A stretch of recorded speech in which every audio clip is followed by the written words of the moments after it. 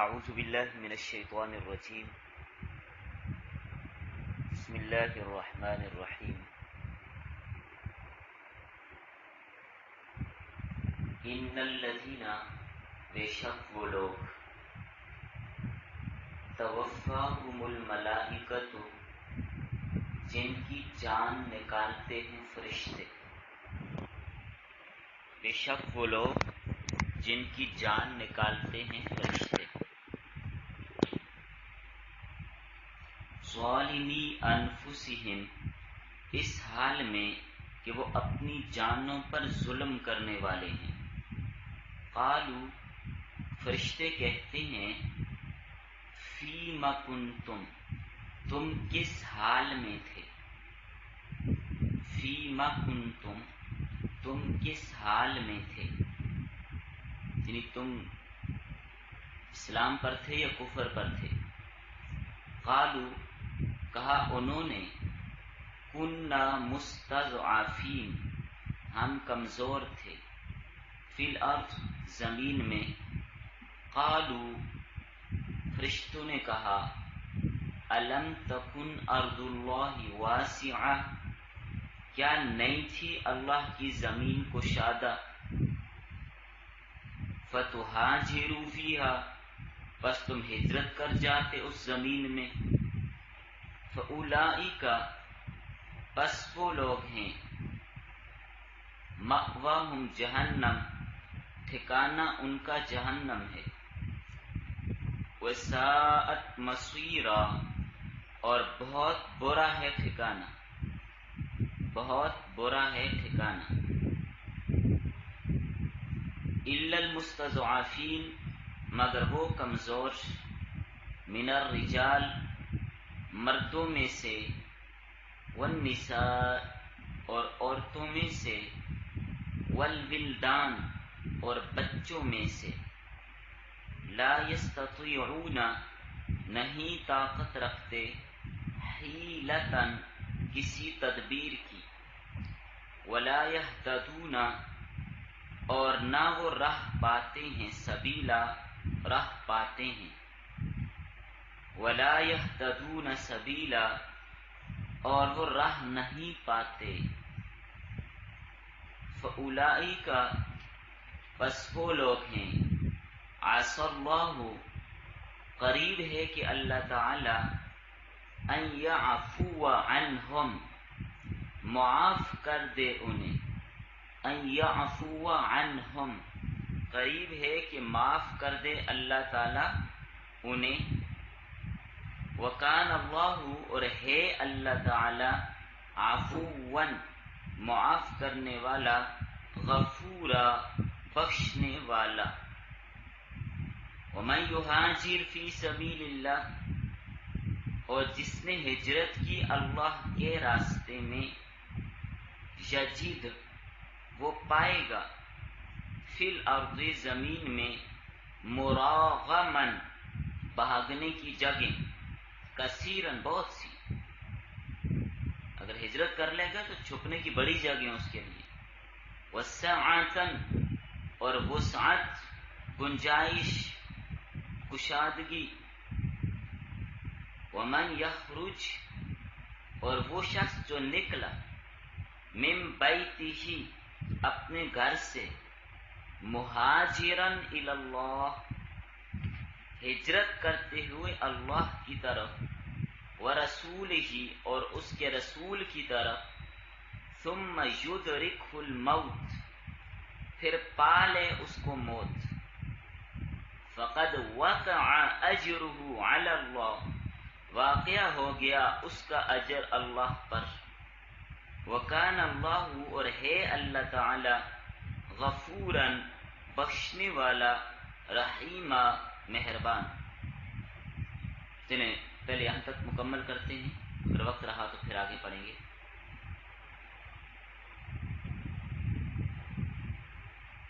تو آیات کا ترجمہ آیت نمبر 97 تا آیت نمبر 100 ترجمہ آپ نے سمجھ لیا۔ ابھی پچھلی آیت کے ساتھ اس آیت کا ربط کیا ہے؟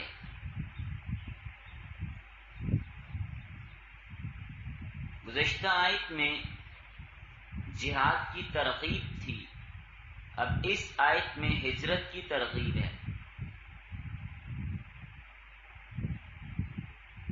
کیونکہ ہجرت جہاد کا مقدمہ اور پیش خیمہ ہے۔ ہجرت کرے گا تو جہاد بھی کرے گا، اسی وجہ سے بلا عذر ہجرت ترک کرنے والوں کا یہاں پہ حال بیان کیا گیا ہے۔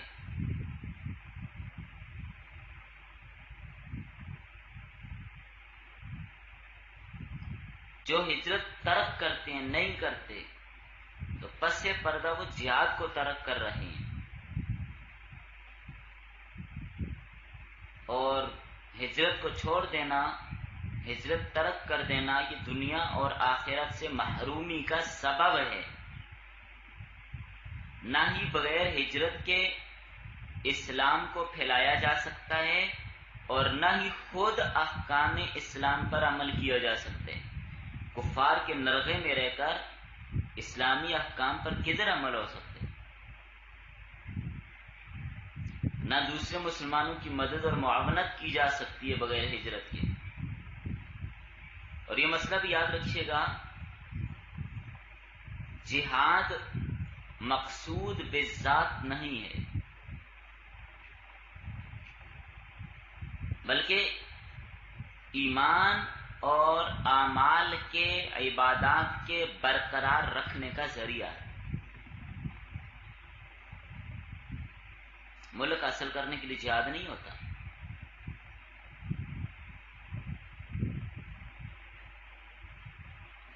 جہاد اعلاء کلمۃ اللہ کے لیے ہوتا ہے، لوگوں کو اسلام میں داخل کرنے کے لیے نہیں ہوتا۔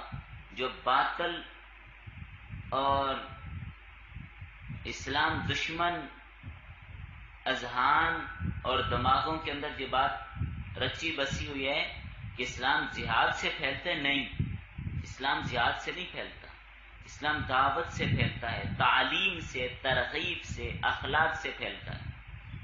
جہاد کیوں ہے؟ اعلاء کلمۃ اللہ کے لیے، اللہ کے دین کو بلند کرنے کے لیے۔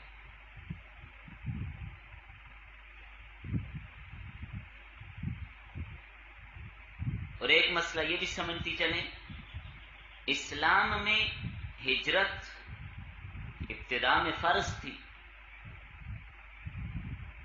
لیکن فتح مکہ کے بعد اس کی فرضیت منسوخ ہو گئی، اب ہجرت کرنا فرض نہیں رہا۔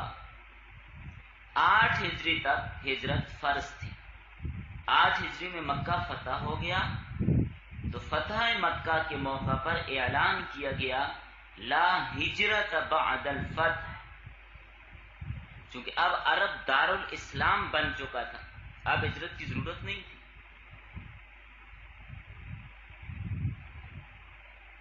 لیکن یہ بات یاد رکھیں، آج بھی اگر کسی ملک میں، کسی علاقے میں مسلمانوں پر جبر و ستم کیا جا رہا ہے، مسلمانوں کو ان کے اعمال اور عقائد سے ہٹانے کی کوشش کی جا رہی ہے، کسی ملک میں رہتے ہوئے مسلمان اسلامی تعلیمات پر مکمل طور پر عمل نہیں کر سکتے، دشواریاں ہیں، مشکلات ہیں،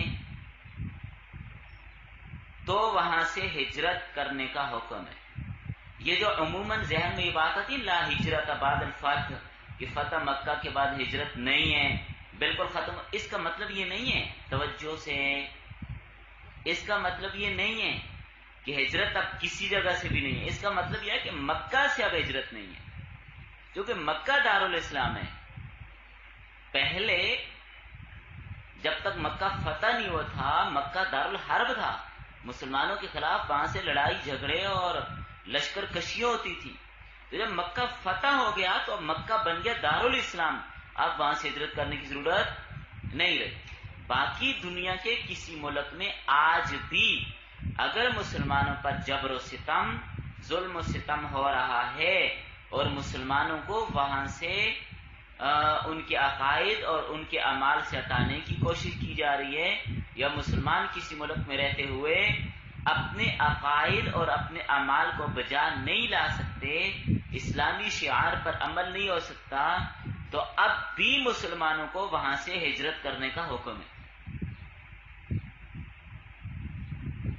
مثلا کوئی علاقہ ایسا دارالحرب ہے، وہاں پر رہتے ہوئے مسلمانوں کو نماز نہیں پڑھنے دی جاتی، روزہ نہیں رکھنے دیا جاتا، قربانی نہیں کرنے دی جاتی، یا باقی اعمال ان کو نہیں کرنے دیے جاتے، ان کے بچوں پر جبراً کفریہ تعلیمات کا تسلط کیا جاتا ہے، زبردستی بچوں کو کفریہ تعلیمات دی جا رہی ہیں، تو اس ملک سے ہجرت کرنا فرض ہے۔ آج بھی یاد رکھیں، جو ہجرت نہیں کرے گا گناہ گار ہوگا۔ آیت کا شان نزول لکھیے۔ بلکہ پہلے میں یہ بات بتاتا چلوں آپ کو، دیکھیں بلا کسی مجبوری اور عذر کے ویسے بھی کافروں کے ملک میں جا کے نہیں رہنا چاہیے۔ جیسے آج کل ہمارے پاس مسلمان کوئی امریکہ چلا گیا، کوئی کینیڈا چلا گیا، کوئی برطانیہ چلا گیا، کوئی کس ملک چلا گیا، کوئی کس ملک چلا گیا، وہاں پر بچوں کو نصرانیت کی تعلیم دی جاتی ہے، سکولوں میں بچوں پر محنت کی جاتی ہے اور ان کے اندر کا اسلام کھینچ کے نکال دیا جاتا ہے۔ یہودی اور عیسائی یہ آپ کے بچوں کو کدھر تعلیم دیں گے؟ ہم کہیں گے کہ ہمارے بچے آکسفورڈ جائیں گے اور گلاسکو میں جائیں گے اور وہاں پر جا کر یہ پڑھ کے آ جائیں گے، پی ایچ ڈی کر کے آ جائیں گے۔ اللہ کے بندو، اسلامیات میں پی ایچ ڈی آپ انگریز سے کروا رہے ہیں، تو کیا آپ کی ذہنی عکاسی کریں گے؟ آپ کے ذہن میں، بچوں کے ذہن میں کیا بھریں گے؟ اور جو لوگ وہاں سے پی ایچ ڈی کر کے آتے ہیں اور یہاں پر آ کر پھر اپنا مشن شروع کرتے ہیں، آپ ان کے عقائد اور نظریات کو دیکھ لیجئے، وہ غلط ڈگر پر چلتے ہیں، وہ غلط مسائل بتاتے ہیں، وہ مسلمانوں کے اندر کچھ اور انداز سے تعلیم پھیلانا چاہتے ہیں، کچھ اور نظریات لے کر آتے ہیں، جس نے بنا کسی مجبوری کے غیر مسلم ممالک میں رہائش پذیر ہو جانا، وہاں پر رہنا، مساجد دور ہوتی ہیں، دینی تعلیم کے مسائل ہوتے ہیں، پریشانی ہوتی ہے، نہیں رہنا چاہیے۔ رزق اللہ نے مقدر میں جو لکھا ہے وہ مل ہی جاتا ہے۔ ہاں، کسی اور غرض سے دین پھیلانے کی نیت غرض سے رہے، دین کی تعلیم دے، تبلیغ کرے، وہ الگ مسئلہ ہے۔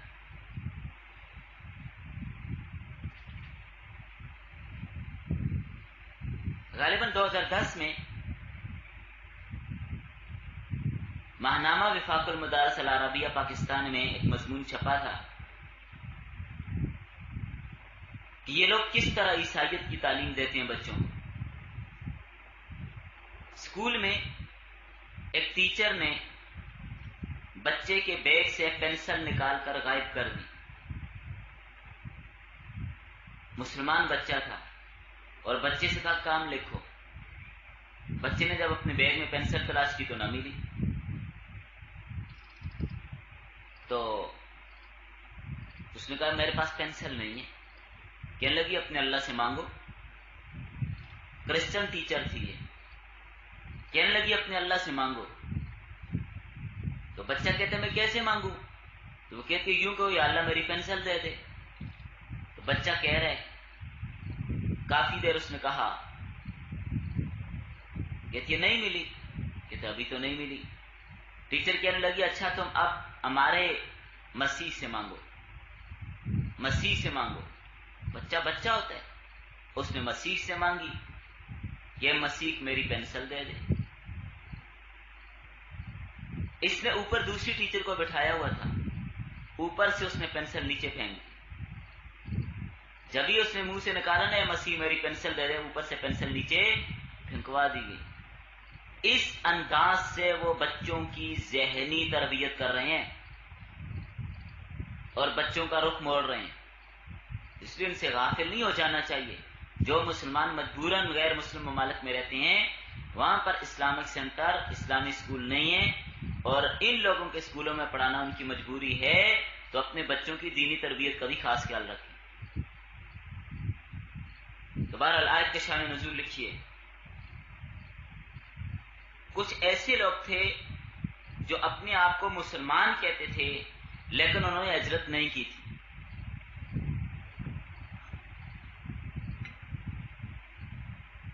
اور بدر کے موقع پہ مشرکین کی فوج میں شامل ہو کر لڑائی میں بھی شریک ہو گئے تھے۔ ہوا یہ کہ بدر میں وہ مارے گئے۔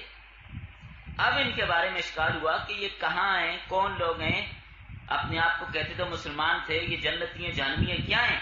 تو ان کے بارے میں اللہ نے یہ آیت نازل کر دی۔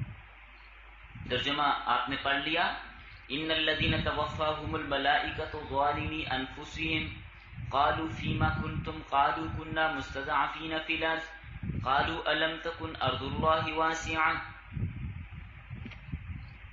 فرمایا جن لوگوں کی جانیں اس حال میں نکالی کہ وہ دار الحرب میں تھے، اسلام لانے کے باوجود ہجرت نہ کی، انہوں نے اپنی جانوں پر ظلم کیا، کافروں میں پڑے رہے، ان کی فوج میں شامل ہوئے، مسلمانوں سے لڑنے کے لیے آ پہنچے۔ فرشتوں نے بطور زجر، بطور ڈانٹ کے ان سے پوچھا تم کس حالت میں ہو، یعنی کفر کی حالت میں ہو یا اسلام کی حالت میں، کفار کے ساتھ ہو یا مسلمانوں کے ساتھ ہو؟ تو انہوں نے جواب دیا کہ دل سے تو ہم مسلمانوں کے ساتھ ہیں، لیکن مکہ میں ہم کمزور تھے، اس لیے ہم نے ہجرت نہیں کی اور احکام اسلام کا اظہار نہیں کیا۔ اور کافروں میں رہنے اور ان کا ساتھ دینے میں وجہ یہ تھی کہ ہم کمزور اور بے بس تھے۔ تو فرشتوں نے کہا کیا اللہ کی زمین کشادہ نہیں تھی کہ تم ہجرت کر کے کہیں اور چلے جاتے اور کفار کے نرغہ سے بچ جاتے، آزادی کے ساتھ احکام شرعیہ پر عمل کرتے؟ حال یہ کہ تمہارا عذر قابل قبول نہیں ہے، کیونکہ تم بے بس نہیں تھے، تم ہجرت کر سکتے تھے، تمہیں قدرت تھی، مال دولت تھا تمہارے پاس، ہجرت کرنے پہ تم قادر تھے، تم نے ہجرت کی نہیں ہے، سستی کی ہے، اس وجہ سے تم نے ہجرت نہیں کی، تو اس سے وہ لاجواب ہوں گے اور ان کا جرم ثابت ہو جائے گا۔ فرمایا ایسے لوگوں کا ٹھکانہ جہنم ہے، فَأُولَئِكَ مَأْوَاهُمْ جَهَنَّمُ وَسَاءَتْ مَصِيرًا، اور یہ لوٹ کر جانے کی بہت بری جگہ ہے۔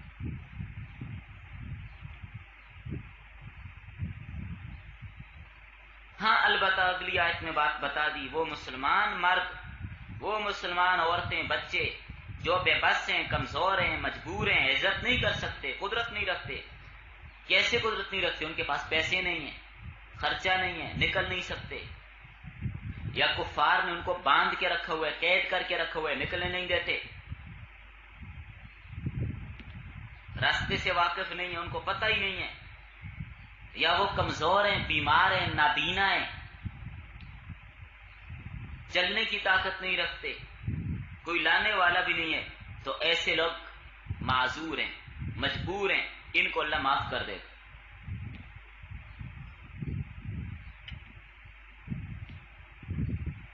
تو میں نے مسئلہ سمجھا دیا، کسی بھی ملک میں اگر کفار نے مسلمانوں پر پابندیاں لگا رکھی ہیں، ان کو ان کے اعمال نہیں کرنے دیتے، وہاں سے ہجرت کرنا ضروری ہے۔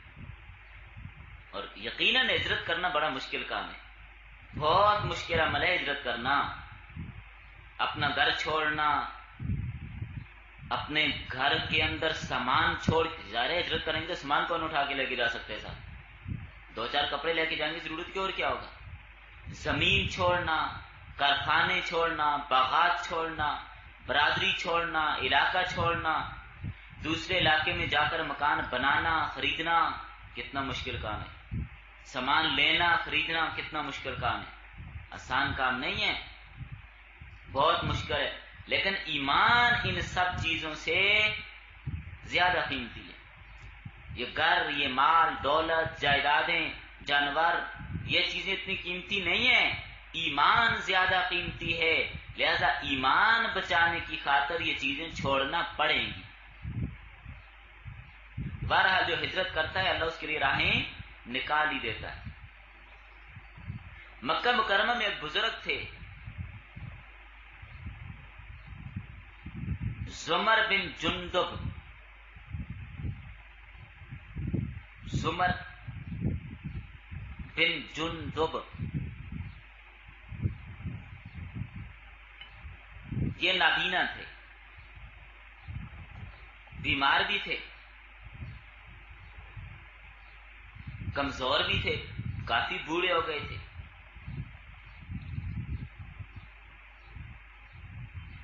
اپنے مائک بند رکھیں۔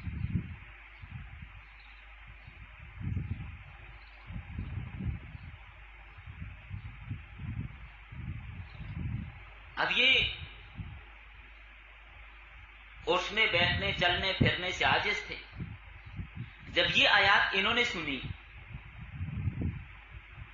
کہ جس نے ہجرت نہ کی گناہگار ہوتا ہے، اپنے بیٹوں سے کہا، پوتوں سے کہا کہ میری چرپائی اٹھا کر مجھے لے جاؤ اور مجھے مدینہ پہنچاؤ۔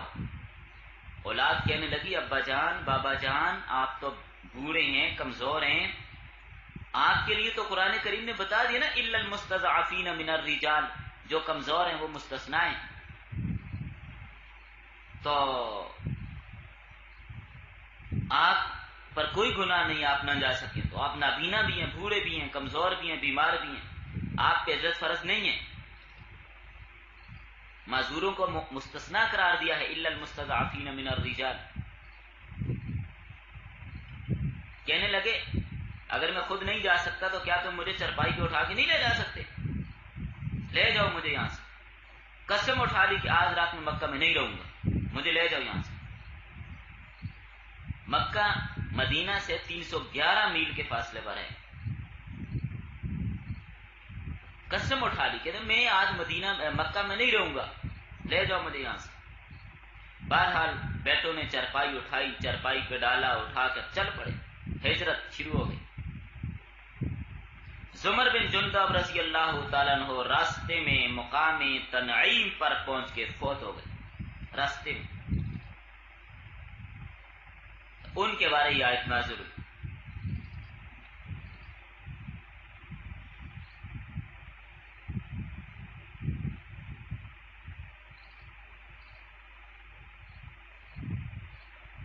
ومن يهاجر في سبيل الله يجد في الارض مراغما كثيرا وسعة، یہاں تک بات ہو گئی۔ یہاں سے آگے ومن يخرج من بيته مهاجرا الى الله، جو ہجرت کر کے اللہ کے راستے میں اپنے گھر سے نکل جائے، ورسول، اور اللہ کے رسول کی طرف، ثم يدرك الموت، پھر موت آ پہنچے، فقد وقع اجره على الله، واقعہ ہو گیا اس کا اجر اللہ پر۔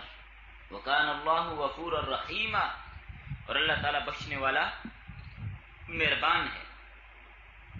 جب مقام تنعیم میں پہنچے، وفات ہو گئی، سارے مہاجرین کی صف میں شامل ہو گئے نا۔ نزع کا وقت جب شروع ہوا، اپنا بایاں ہاتھ بھی نکالا تو بایاں ہاتھ دائیں ہاتھ پہ رکھ کر کہنے لگے اے اللہ، یہ ہاتھ تیرے لیے ہے، اور دوسرے ہاتھ کو کہنے لگے یہ تیرے رسول کے لیے ہے، تجھ سے ان باتوں پر بیعت کرتا ہوں جن پہ تیرے رسول بیعت کرتے تھے۔ جب صحابہ کرام کو یہ خبر پہنچی کہ بابا جی راستے میں انتقال فرما گئے ہیں، تو صحابہ کہنے لگے کاش کتنا اچھا ہوتا یہ مدینہ پہنچ جاتے، مدینہ پہنچ کر ان کی وفات ہوتی، کتنا اچھا ہوتا۔ تو اس پر یہ آیت نازل ہوئی کہ اگرچہ یہ مدینہ نہیں پہنچے لیکن ان کو ثواب ہجرت والا مل گیا۔ جب یہ گھر سے نکل پڑے تو مہاجرین کی صف میں شامل ہو گئے، ان کو ثواب مل گیا ہجرت والا۔ اسی طرح جو آدمی گھر سے نکل پڑتا ہے اللہ تعالیٰ اس کو ثواب دے دیتے۔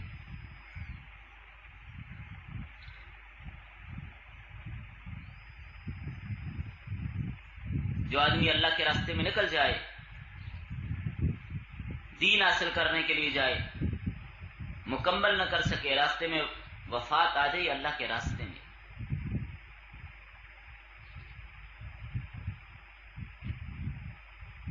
تو بہرحال اصل بات یہی ہے کہ دین بہت قیمتی چیز ہے، اس کو بچانے کے لیے کچھ نہ کچھ تو کرنا پڑتا ہے۔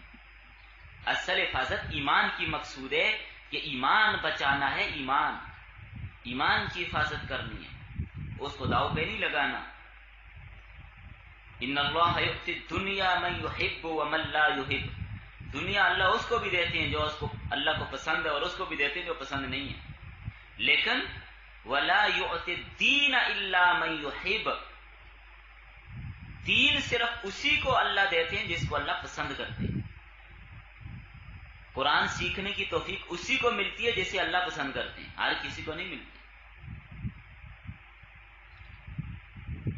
ایمان صرف اس سے ملتا ہے جس سے اللہ محبت کرتے ہیں، جس پر اللہ راضی ہوتے ہیں۔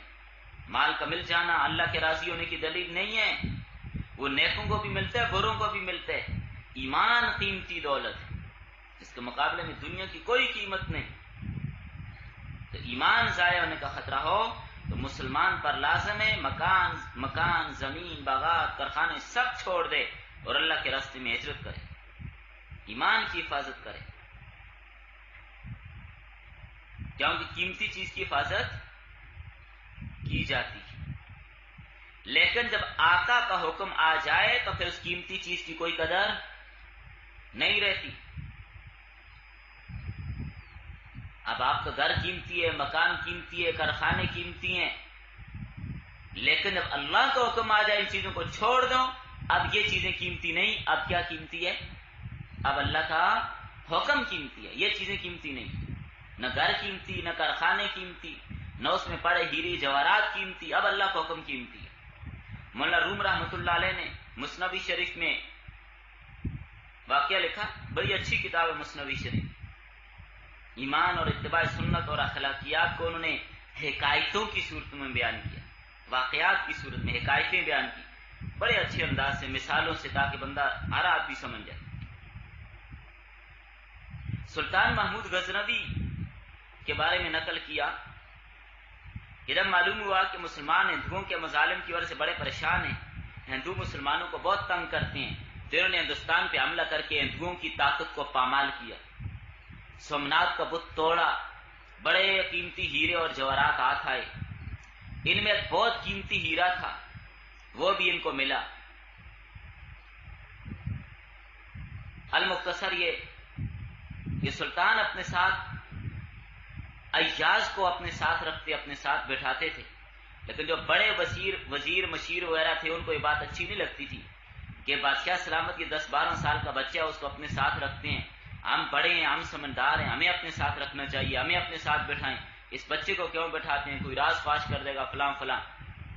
تو حاسدین تو بہت ہوتے ہیں، جلنے والے بہت ہوتے ہیں، لیکن یہ ایاز بڑا سمجھدار بچہ تھا۔ سلطان محمود غزنوی کو پتا تھا کہ یہ بچہ بڑا ذہین بچہ ہے، یہ عام بچہ نہیں ہے۔ تو ایک موقع پر انہوں نے امتحان دیا، ایک ملازم کو حکم دیا بڑا پتھر اور ہتھوڑا لاؤ، لا کے دربار میں رکھا۔ ملازم نے حکم کی تعمیل کی، پتھر بھی لایا اور ہتھوڑا بھی لایا۔ سلطان محمود غزنوی رحمہ اللہ نے وہ قیمتی ہیرا نکالا، ہیرا گھستا نہیں ہے، ٹوٹتا ہے، ٹوٹ جاتا ہے لیکن گھستا نہیں۔ ہیرے کے علاوہ دنیا کی کوئی دھات ایسی نہیں ہے جو گھستی نہ ہو، لوہا ہے، پیتل ہے، تانبا ہے، سونا چاندی سب گھس جاتے ہیں، مگر ہیرے میں اللہ نے خاصیت رکھی ہے وہ گھستا نہیں۔ تو بادشاہ نے ایک وزیر کو کہا بھائی یہ ہتھوڑا پکڑو اور ہیرا توڑو، اور اس نے چوما چاٹا واپس رکھ دے کہ ندی ہے اتنا قیمتی ہیرا کیسے توڑوں۔ اس طرح اور جتنے بھی وزیر وہاں پر بیٹھے تھے جنہوں نے اعتراض کیا تھا سب کو کہا ہیرا توڑو۔ ہر ایک نے لیا، اس کو آنکھوں سے لگایا، چوما واپس رکھ دیا، اتنا قیمتی ہیرا بادشاہ سلامت نہیں توڑتے۔ پھر ایاز کو کہا ایاز بیٹا ہیرا توڑ دو۔ ایاز نے نہ آؤ دیکھا نہ تاؤ دیکھا، ہیرا پتھر پہ رکھا، تھوڑے مارا، ٹکڑے ٹکڑے کر دیا۔ اب وزیروں کو تو اور موقع مل گیا کہ ہم کہتے تھے نا بیوقوف لڑکا اس کو اپنے ساتھ رکھا ہوا ہے، کتنا قیمتی ہیرا تھا، پکڑ کے توڑ دیے انہوں نے، اس نے توڑ دیے۔ تو سلطان محمود غزنوی رحمہ اللہ نے ایاز سے پوچھا بیٹا یہ ہیرا کسی اور نے نہیں توڑا، آپ نے کیوں توڑ دیا؟ اتنا قیمتی ہیرا تھا، اتنا قیمتی ہیرا تھا، کسی نے اس کو نہیں توڑا، آپ نے کیوں توڑا؟ ایاز نے کہا بادشاہ سلامت میرے نزدیک اس ہیرے کی کوئی قیمت نہیں ہے، اصل قیمتی آپ کا حکم تھا، آپ نے حکم دیا، میں نے توڑ دیا۔ اب سب پہ راز کھلا کہ ایاز بڑا سمجھدار ہے، اصل چیز حکم ہے۔ حکم کیا ہے آقا کا، یہ نہیں دیکھا جاتا چیز کیا ہے۔ تو چلیں بس کر لیتے ہیں، باقی اگلی آیات میں کل کے سبق میں سفر کے مسائل انشاءاللہ تفصیلاً میں بیان کروں گا، بہت اہم مسائل ہوں گے، سفر ہر کسی کو پیش آتا ہے۔ سفر کے مسائل اگر سرسری ہم ترجمہ تفسیر کر لیتے تو یہ آیت ابھی بھی ہو جاتی، لیکن اس آیت میں چونکہ سفر کے مسائل ہیں تو تفصیلاً انشاءاللہ سفر کے مسائل بیان کریں گے، تاکہ آپ سب کو معلوم ہو جائیں کہ سفر کے مسائل کیا ہیں اور کن کن صورتوں میں بندہ مسافر بنتا ہے، کن کن میں نہیں بنتا، وطن کی اقسام کیا ہیں، کس کس وطن میں